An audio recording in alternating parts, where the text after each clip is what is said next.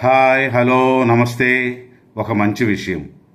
మన దగ్గర పక్కా ఆధారాలు ఉండి నిజానిజాలు పూర్తిగా తెలిసినప్పుడు ఒకరిని అడగడంలో, నిందించడంలో అర్థం ఉంది. కానీ ఊహించుకుని ఇంకొకరి మీద నిందలు వేయడం, దూషించడం చాలా తప్పు మిత్రమా. అర్థం చేసుకోవడానికి ప్రయత్నించాలి.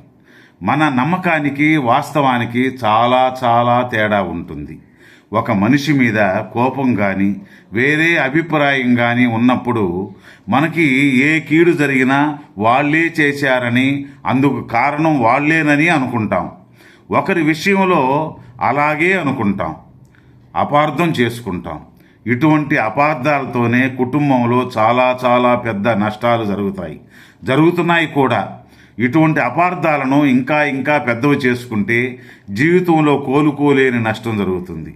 దయచేసి అర్థం చేసుకోండి మిత్రులారా. ఏది నిజమో ఏది అబద్ధమో తెలుసుకునే విషయంలో తడబడకూడదు. మనం అనుకున్నదే, మనం నమ్మిందే కరెక్ట్ అని కొన్ని నిర్ణయాలలో తప్పటడుగులు వేయకూడదు. అది తెలుసుకోవలసిన బాధ్యత, సరిదిద్దుకోవలసిన నేర్పు ఉండాలి.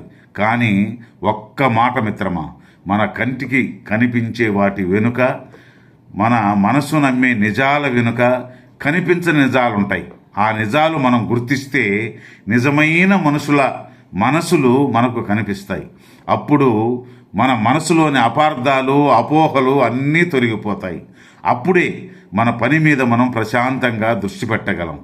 లేకపోతే బాడీ ప్రెజెంట్, మైండ్ ఆబ్సెంట్గా తయారవుతాం. గుర్తుంచుకో మిత్రమా, ఇది నిజం.